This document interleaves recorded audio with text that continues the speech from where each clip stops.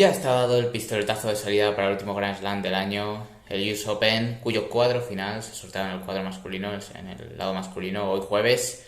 Y bueno, obviamente Carlos Alcaraz, el número 1 del mundo, vigente, probablemente lo perderá, más que probablemente lo perderá después de este torneo, porque a Djokovic solo le falta ganar un partido. Pero bueno, sigue siendo el vigente campeón, el número 1 del mundo, el máximo favorito. Pues realmente tiene un cuadro realmente difícil, ¿no? No nos vamos a engañar, aunque evidentemente una cosa es clara, ¿no? Los demás son los que tienen que temerle a él, no él a ellos, ¿no? Porque es el número 1 del mundo. Y evidentemente, bueno, pues lo que es evidente es que se podría repetir, ¿no? Esa cuarto de final, ¿no? Del año pasado, que fue el mejor partido de todo el torneo y probablemente el mejor del año entre Jannik Sinner y Carlos Alcaraz, porque ambos se han quedado encuadrados en esa parte alta del cuadro, en esa misma parte alta. Bueno, es una pena quizá, ¿no? Por un lado, ¿no? Que estos dos jugadores no puedan verse en una instancia más alta, pero desde luego, en fin, partido que prometería muchísimo. Alcaraz empezar ante el alemán Dominic Koepfer en primera ronda, un jugador que hace un par de años tuvo un buen momento en el circuito de ATP, un jugador correoso, zurdo, que está volviendo, ¿no? Después de algunas lesiones graves, pero bueno, no debería suponer un gran problema para Alcaraz.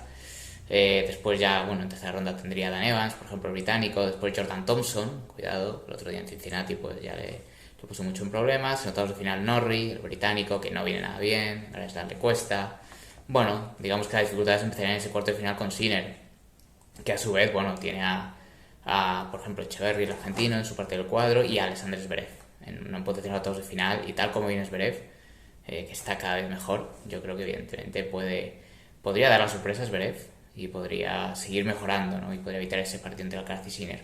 Esa parte alta del cuadro tenemos también a dos rusos, ¿no? Andrei Rublev y a Daniil Medvedev.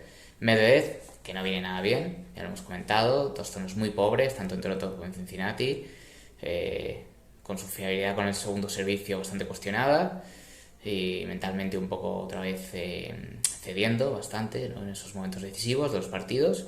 Y tiene un cuadro difícil, ¿no? Tiene un cuadro de repleto de jugadores complicados, ¿no? Como por ejemplo Purcell, el australiano, que está increíble, está con una racha muy buena de partidos, hay que ver a 5 sets, pero bueno, que viene el doble. Choric, que quizá en Grand Slams pues obviamente baja mucho su nivel, sobre todo a nivel físico. Y de Miñaur, que le ganó ya en Toronto, aunque es lo mismo que Choric, ¿no? A 5 sets de Miñaur todavía tiene que demostrar cosas.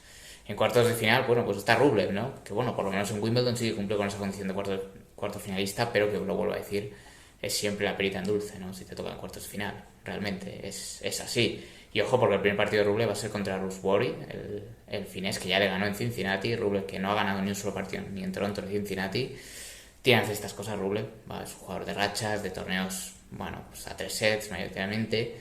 Tiene a Monfils también, a Humbert, a Hubert Hurkacz, que viene muy bien también después de su gran torneo en Cincinnati. Complicado, muy complicado que Rublev pueda llegar a esos cuartos de final. Y bueno, en la parte de baja del cuadro, antes de hablar del segundo gran favorito, al mismo nivel que el primero, que es Novak Djokovic, vamos a hablar de dos hombres que no están muy allá, que tampoco han hecho una gira realmente espectacular y que uno de ellos también está en problemas físicos. Casper Ruud, el noruego, que después de la final de Roland Garros, pues no ha asistido prácticamente nada. En la hierba era de suponer, pero en estos dos Masters 1000 de Toronto y Cincinnati tampoco ha conseguido prácticamente ganar ningún partido.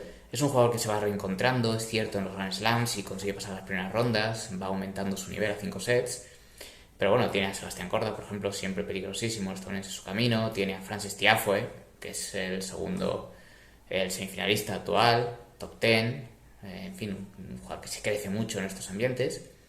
Y en cuartos de final se enfrentaría ante Holger Rune, el danés, que viene con problemas físicos en la espalda, renqueante en Toronto, abandonando en Cincinnati, también perdiéndose algún torneo también en tierra batida. Vamos a ver, porque el cuadro de Rune es tremendo. Ben Shelton podría estar también ahí, Bublik Team, Carvalles Baena, el español, Tumi Polo da Alejandro Davidovich en octavos. Muy, muy complicado, un cuadro que le va a exigir estar muy bien físicamente a Holger Rune, que por otra parte yo sigo diciendo que es el jugador que más se asemeja a Carlos Alcaraz en cuanto a no solo a juventud, de los jóvenes, quiero decir, en cuanto a talento. Tiene una versatilidad de golpes increíble, pero bueno, todavía le falta un poco más de regularidad. Y ahora ya ha llegado el momento de hablar de Novak Djokovic, campeonísimo en Cincinnati, en esa final tremenda ante Carlos Alcaraz, con unas ganas de revancha tremendas, volviendo al US Open tras 2 años de ausencia, y tiene un cuadro bastante asequible. Realmente se ha librado de quizá el hombre que le podría impedir llegar a esa final, que es Medvedev, por esos antecedentes, pues a final del US Open.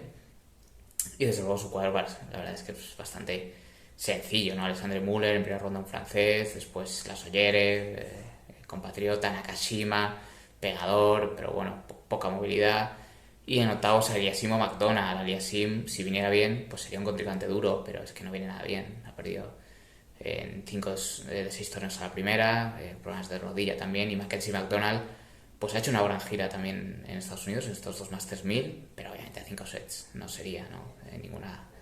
Ninguna amenaza para Novak Djokovic, que en cuartos de final podría medirse a Stefanos Tsitsipas, pero es que Tsitsipas es otro que en el US Open tiene la cruz. Igual que en Australia, por ejemplo, pues le sale todo prácticamente, en el US Open nada. O sea, nunca ha pasado a octavos de final ni siquiera, y tiene un cuadro terrible. Mira Raonic en primera ronda, que vamos a ver cómo está Raonic después de todo.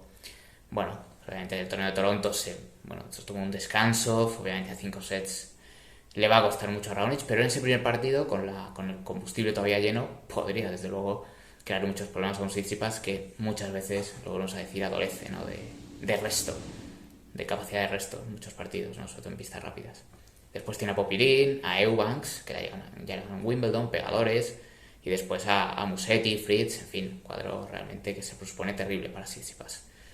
Obviamente, después de lo que sucedió en Cincinnati, todos esperamos, ¿no? que pueda haber otra final entre Alcaraz y Djokovic, pero hay dos hombres, yo realmente creo que hay dos hombres que la podrían fastidiar perfectamente, los dos del lado de Alcaraz, también te digo, que son Daniil Medvedev y Jannik Sinner. Evidentemente Alcaraz tiene un cuadro difícil, pero está preparado de sobra, ¿no? Lo que le va también a este jugador, no conoce el miedo, evidentemente, y Novak Djokovic también tiene un cuadro ideal para llegar a estas últimas rondas pues con menos desgaste primordial para darlo todo ya de cara a las últimas rondas. Veremos, el US Open es el tanque menos favoritismo ha tenido siempre Djokovic. 9 finales, 6 perdidas, no está mal, aunque ahora eso puede cambiar, ¿no? Por el apoyo del público también, ya lo vimos en Cincinnati. Bueno, veremos a ver el domingo, ya os lo contaré durante estas 2 semanas, y nada, deseando, ¿no? Que llegue ya Flushing Meadows otro año más.